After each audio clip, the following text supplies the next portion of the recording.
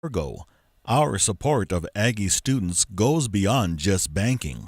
By supporting News 22, we're giving back to the community. Wells Fargo. Together, we'll go far. Tonight on News 22. Numbers for New Mexico tourism are up from last year. We show you how you can eat without the crash on Thanksgiving. And a new children's movie is finally making its North American debut next week. All that and more on News 22 Thursday. Serving southern New Mexico, this is the award-winning KRWG-TV News 22, where news matters. Good evening, everyone. I'm Shelby Kapp. And I'm Michael Navarrete. Detectives are worried about a 15-year-old Hatch girl who disappeared over the weekend. The family of Jasmine Gutierrez found a note early Saturday morning. Jasmine said she was being forced to leave with her boyfriend, Jose Lopez. Neither of the families have been contacted. Anyone with any information is asked to call the police. Hatch police are also looking for a man accused of sexually assaulting his girlfriend's granddaughter. The girl said that Patricio Rivera woke her up and made sexual advances. She escaped and called for help. United States Senator Al Franken has issued an apology to a woman who says he kissed her and groped her without her consent.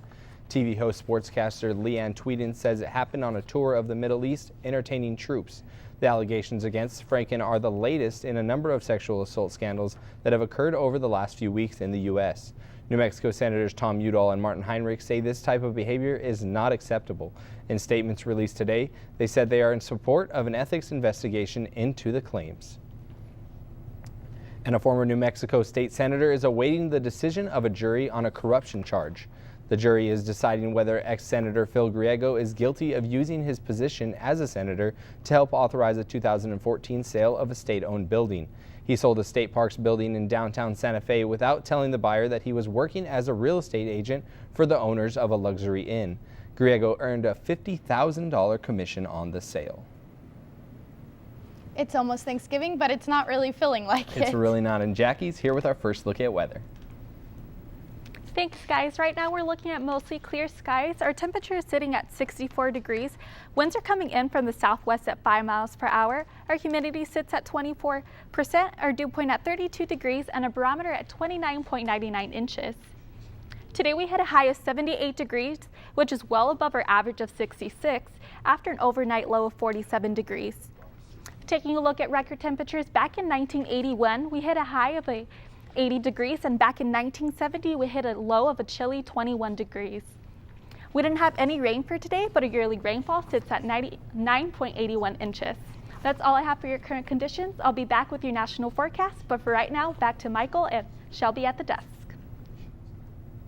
New Mexico State Police are investigating a fatal car crash in Artesia. A 7-year-old boy was killed and 2 others were injured yesterday afternoon on US 285. A Chrysler sedan was heading north and making a left turn when it was hit by a pickup truck driving south. A 47-year-old woman was driving the car. A 2-year-old girl and the 7-year-old boy were with her. The boy was pronounced dead at the hospital. The woman and the baby girl are in serious condition at a Lubbock hospital. Paying attention to the road is the lesson to be learned on I-25. There were 4 accidents on the Interstate 25 last evening. An accident on the northbound side of I-25 tied up traffic. Police say that there were 3 other crashes occurred because drivers weren't paying attention to the first accident. This led to police blocking on the ramps at Loman Avenue at about 7 p.m. A 3-year-old boy was injured and taken to the hospital as a result of the wreck, but no information was released on the boy's condition. Southern New Mexico Congressman Steve Pierce says the tax package passed by the House of Representatives today will help New Mexico workers and businesses. He says that it will provide relief for lower income and middle class families. The $1.4 trillion tax overhaul passed this afternoon largely along party lines. The plan cuts corporate and business taxes. The Nonpartisan Tax Policy Center estimates that under this plan, the highest income Americans would get most of the tax breaks. The future of the bill is uncertain. The Senate is working on its own tax bill. Democrat Ray Powell is ending his bid for New Mexico Land Commissioner. Powell says he has an autoimmune disease. He also says there's a good probability he can live an active life with treatment, but that if he were elected, he wouldn't be able to do the work the office requires. Powell has endorsed Democrat Stephanie Garcia Richard as a state lawmaker from Los Alamos. Powell served as a land commissioner from 1993 to 2002 and again from 2011 to 2014. He narrowly lost the 2014 general election to Republican Aubrey Dunn. The land commissioner oversees management of millions of mineral and surface acres. While New Mexico's economy has been lagging, there is a bright spot, an increase in tourism spending. The Albuquerque Journal reports that travelers spent almost $6.5 billion last year. That is a 2.1% increase over the previous year. The department also says tourism dollars generated $642 million in the state and local taxes in 2016 and 92,000 jobs. Tourists spent most of their money on food, beverage, retail, and lodging. And Dia de los Muertos has already come and gone. And a new Disney movie is telling the story of the holiday. It's already been released in Mexico, and I went there to see it. I'm not supposed to love music. No music. No music. The new Disney movie is called Coco. It's about Dia de los Muertos and gives people a look inside the culture behind the holiday. This was the first movie made by Disney about the Mexican culture. It was also the first time that a movie has come out in theaters in Mexico before it was released in America. He says it's good to see that this country was chosen to be an inspiration for a movie.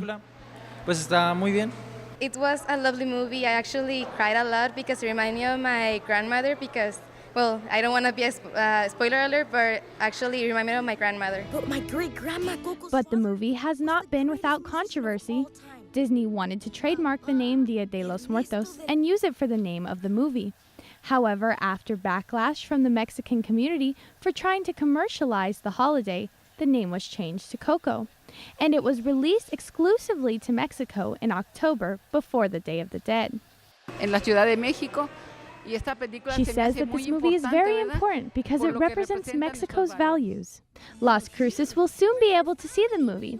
Coco will be released in theaters on November 22nd. Never forget how much your family loves you. And as far as we know, all theaters in Las Cruces will be showing it. Stay tuned. Jack is going to be back with your national forecast. But first, Thanksgiving is almost upon us. How will you be eating healthy this year? More on that when News 22 continues.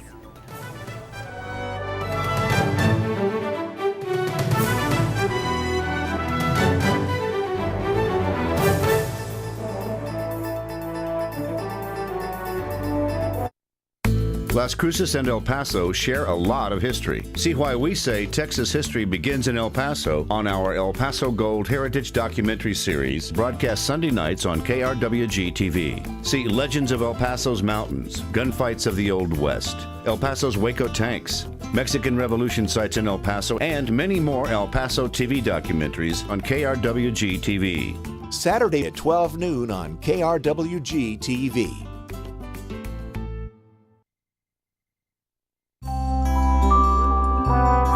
The KRWG-TV public file is available to the public at 2915 McPhee Circle, Milton Hall, Room 117, on the campus of New Mexico State University.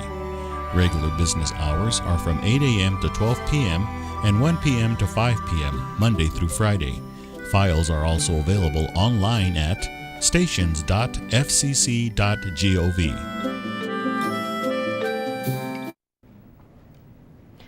Welcome back. You're watching News 22. Where news matters.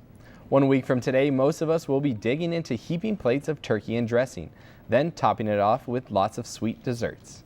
But how can we eat healthy with so many carbs and so much sugar? News 22's Melissa Barraza talked today with a nutritionist to get some tips.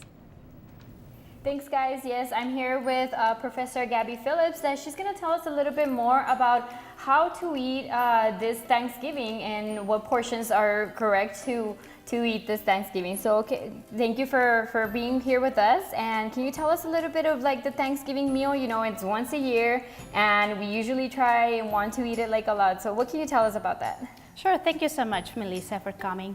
So we're going to start with the plates. I think this is very important, especially because we try to eat on the dinner plate. If we try to eat as much, as the plate, we tend to eat more calories. So one suggestion is to kind of eat on a smaller plate. This is definitely a great perspective of a dinner. Half of the plate should be fruits and vegetables. This is part of my plate, the new campaign from the USDA. Thanksgiving meal may provide like 1,500 calories per dinner. Wow. So if we have second helping, that will put you in 3,000 calories. It's important that the fruits and vegetables, we're gonna eat them first. The turkey, if it's bigger than your palm, it's gonna be a huge portion. So try to get some white meat instead of dark meat. We can't forget about the dessert. Yeah, absolutely. So the dessert, it will be part of some of the carbohydrates. Just limit the portion. So the crust is full of butter, so that will increase the calorie intake. So I would suggest just to take that crust off the pie and eat just inside kind of the filling. Lastly, can you give us a last suggestion, to our viewers? I would suggest just to use a smaller plate. Make decisions. Maybe if it's a buffet style, you can go around the table and check some options, and also enjoy a brisk walk after dinner. Great, that's great. Thank you so much for joining us today and for giving us these suggestions for us and for our viewers. That way we know how to eat limited this Thanksgiving. And well, thank you so much again. And that's it for today. And I will go back to you guys at the desk. Thank you, Melissa. It's almost Thanksgiving, but not everyone can afford a turkey for dinner. That's why Casa de los Peregrinos food program is hosting a turkey drive to help those in need. You can take frozen turkeys and drop them off at Casa de Peregrinos, located at 999 West Amador Avenue, through November 18th. They will also accept money donations to buy more turkeys. For more information, you can call 575-523-5542. November 16th is World Pancreatic Cancer Day, the date where survivors and activists around the world demand better in the fight against one of the world's toughest forms of cancer. Mary Maloney has details on the deadly disease and one woman's ongoing fight to raise awareness. I'm here today healthy, thriving, and cancer-free. Lori McCaskill was diagnosed with pancreatic cancer more than a decade ago. After seeing multiple doctors and undergoing months of treatment, Lori decided to take on a more active role as a patient. Literally.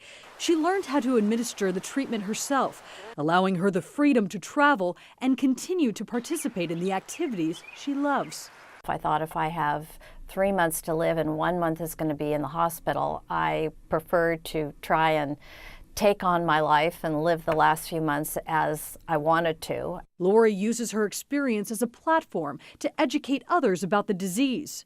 Time is of essence with pancreatic cancer, and the symptoms, because they are similar to other conditions that are less serious, they often get overlooked and misdiagnosed. Some of the risk factors for pancreatic cancer include family history, pancreatitis, diabetes, smoking, obesity, and age. The 5-year survival rate is just 9%, one of the lowest among major types of cancer. There are not currently any screening tests or early detection tools. It was only because I was persistent, I listened to my body, and I took charge that 11 years later I'm here today after being told I had only 3 months to live. For today's Health Minute, I'm Mary Maloney. We already know it's not feeling like winter down here in the Southwest. I wonder what it's like everywhere else. Not very much. And Jackie is next with your weather.gov national forecast.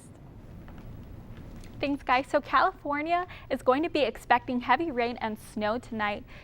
Redding and San Francisco are looking at heavy rain conditions with flash floodings, mudslides, and wind gusts coming from 40 to 50 miles per hour.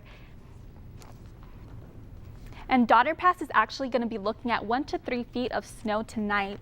And now in our next map, if you're planning on traveling to the east for Thanksgiving next week, be expecting some travel delays.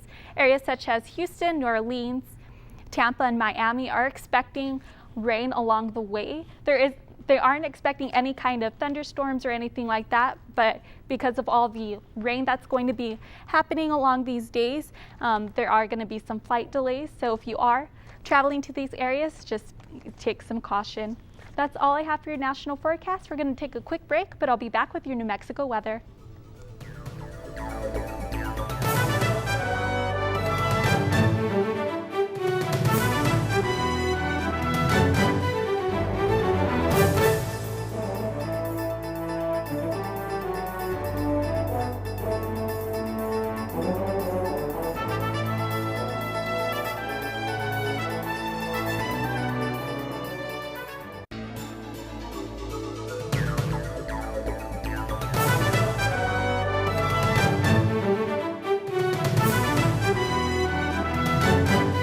Travel along the Western Front in Lorraine, France, visiting the cities of Verdun and Metz, and experiencing World War I history in an active way on Travels with Darlie. Sunday at 4 p.m. on KRWG-TV. On Masterpiece. You have responded to the call to defend your country. Can he be trusted? More to the point, can you? I love you. Is he my son? Who else could he be? I may soon have a real battle to fight. Spare me this one. Poldark, the season finale on Masterpiece. Sunday at 8 p.m. on KRWG-TV. On Masterpiece. There was a stranger who came by a while ago. He wasn't a shipmate. I'm going back to New York. And I want you to come with me. This is not a cause. This is a business. I can't do what you can! There's just you, me, and your brother. That's it. We're here to make an arrest, madame. The Collection on Masterpiece. Sunday at 9 p.m. on KRWG-TV.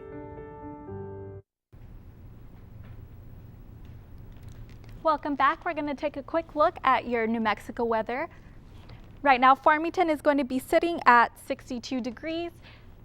Santa Fe 51, Gallup 54, Albuquerque 62, Clovis 57, Socorro 60, Ruidoso 55, Roswell 51, Deming 63, and Las Cruces at 64 degrees. Tomorrow, Farmington is looking at 63 degrees, Santa Fe 61, Gallup 65, Albuquerque 72, Clovis 79, Socorro 77, Ruidoso 68, Roswell 83, Deming 79, and here in Las Cruces 80 degrees. Now we're going to take a look at cities near our area. Alamogordo is looking at mostly clear skies with a low of 47 degrees. Tomorrow they're looking at partly sunny skies with a high of 78 degrees. In Truth or Consequences, they're also looking at partly clear skies with a low of 47 degrees, and tomorrow, partly sunny skies with a high of 80 degrees. In Silver City, they're looking at mostly clear skies with a low of 43 degrees, and tomorrow a high of 71. And here in Las Cruces, we're looking at mostly clear skies with a low of 64 degrees, and tomorrow we're looking at a high of 80 degrees. That's all I have for your New Mexico weather. I'll be back at the end of the forecast with your 5-day forecast, but for right now, back to Michael and Shelby at the desk. Thanks, Jackie. A school in Texas with a controversial name is now named something completely different. And that's the first story in tonight's Southwest Minute.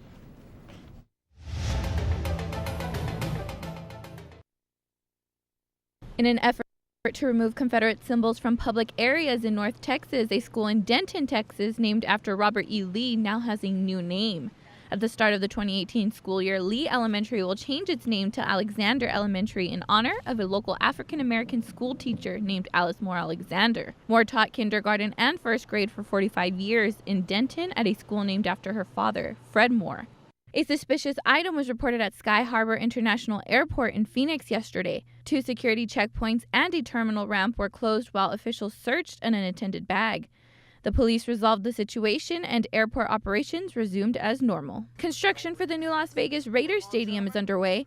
A groundbreaking ceremony was held Monday. The field is estimated to cost $1.9 billion. The Raiders hope to have the stadium up and running for the 2020 season. I'm Selena Quintana with the Southwest Minute. Wow, is that crazy to see Las Vegas finally getting a pro sports team? Lots of changes. And Faith Shafani is next with sports. Thanks, guys. Coming up in sports, we'll talk about the upcoming battle of I-25.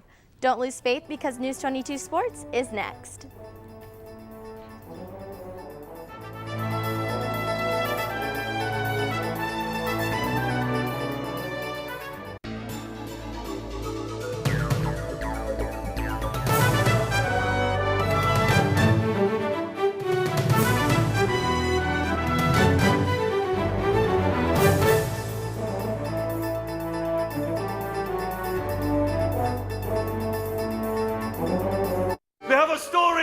To tell you about a play. The God of Vengeance. Behold the true story of how a little Jewish play journeyed around the world, only to be shut down on Broadway in 1923. For obscenity. Now a powerful new play shows us what happened. Please let me explain. Look for the Tony Award-winning production of Indecent. Isn't it good, Rivkele? Isn't it good? On Great Performances. Friday at 8 p.m. on KRWG-TV. Next time on A Chef's Life. Green onions have a wonderful, mild, oniony aroma, and I love to grill them. It's hot. We're doing a fundraiser, and the most exciting part about this is that we're doing the dinner with the Avett brothers. I could clog right now. I'm not going to. Saturday morning at 10 on KRWG-TV. This is KRWG-TV News 22 Sports. Welcome back. I'm Faith Shafani, and let's talk sports. The Battle of I-25 is coming to the Pan American Center this weekend. The NMSU men's basketball team had a huge opening win against East Central University last Friday. They scored 50 points in the second half to make the final score 81-55. They then traveled to California, where they lost 92-74 against St. Mary's on Monday. The team is looking for another big power surge as they face off against the UNM Lobos here at home tomorrow night. And the NMSU football team is coming off a bye week and is ready for action. The team defeated the Texas State Bobcats 45-35 back on November 4th. The Aggies are now 4-5 with just 3 games left in the season. The Aggies would have to win at least 2 of those games in order to be bowl eligible. NMSU hasn't been to a bowl game since they won the Sun Bowl against Utah State back in 1960. This year, they have a chance to crush their 57-year deficit. The Aggies will take on Louisiana Lafayette at Cajun Field on Saturday, and then they will return home for their final 2 games. And Steph Curry always shows off his skill on the court, and now he's going to share it on the internet. The 2-time NBA VIP will now be teaching a virtual basketball class in partnership with Masterclass.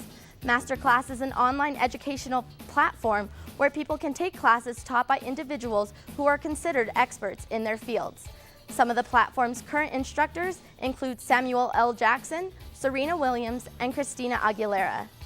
In these lessons, Curry will teach mechanics, drills, scoring techniques, and the importance of mental attitude. This opportunity gives Curry a chance to show people how he invests in his game, and it will allow others to learn from one of the best. And that's all for sports tonight. Still ahead on News 22, Jackie will be back to take a look at your 5-day forecast. But first, birds of a feather flock together, unless they are missing. More on that when News 22 returns.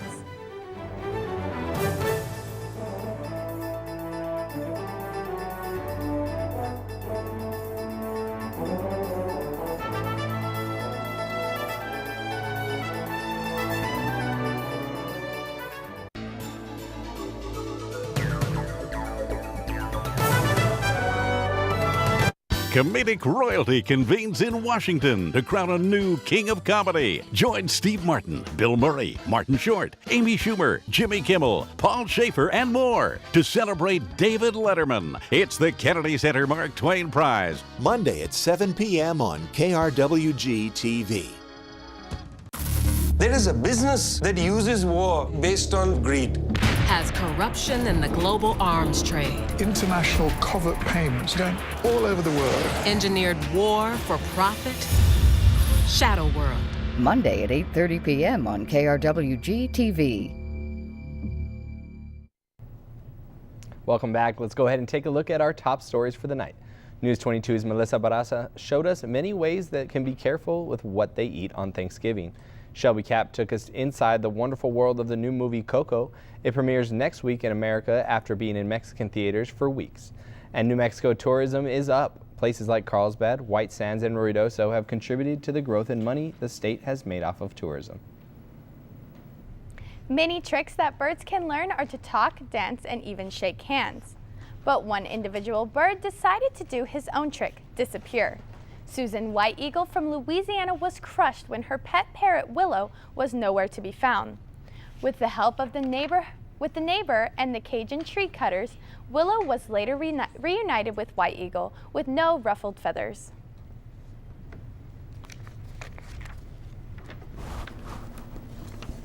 Well, thank goodness she got her bird back. I was worried. I wasn't sure how that story was going to end. I know. It's a happy ending. Right? Yeah.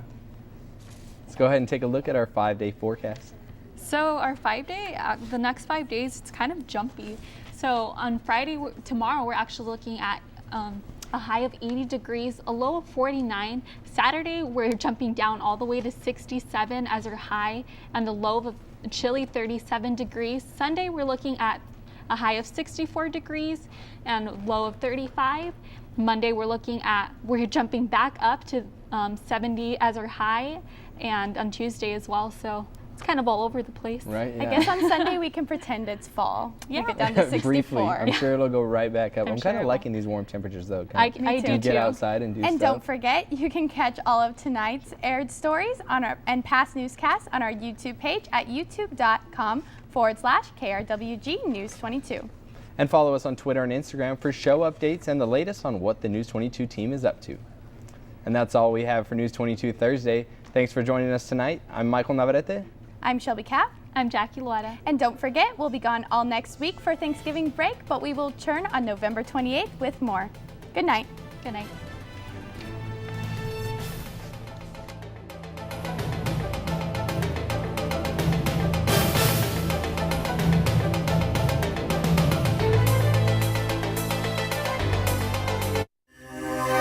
This news brief en español is brought to you by Noticias 22, Spanish language news for southern New Mexico and West Texas. Noticias 22. Bienvenidos a Noticias 22, les saluda Stephanie Muñiz. El ex senador de Nuevo México está esperando la decisión del jurado de la Corte del Distrito por los cargos de corrupción con los que les acusan. El jurado está tratando de decidir si el ex senador Phil Griego es culpable por usar su posición como senador para autorizar la venta de un edificio que era propiedad del Estado en el año 2014.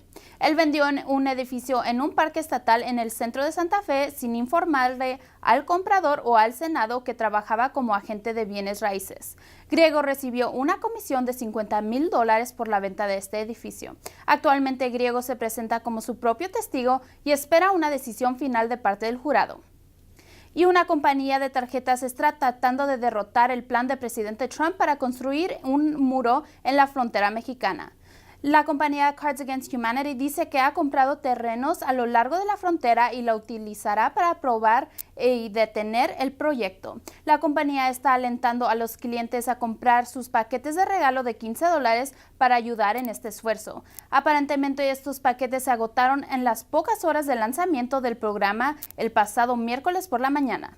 Según la compañía, contrataron a un abogado que se especializa en asuntos de dominio eminente para tratar de alargar el proceso lo más que se pueda. Aún no se ha declarado exactamente dónde están las propiedades. Y Stephanie Muñiz, Noticias 22. Local support for a portion of today's programming is provided by Wells Fargo.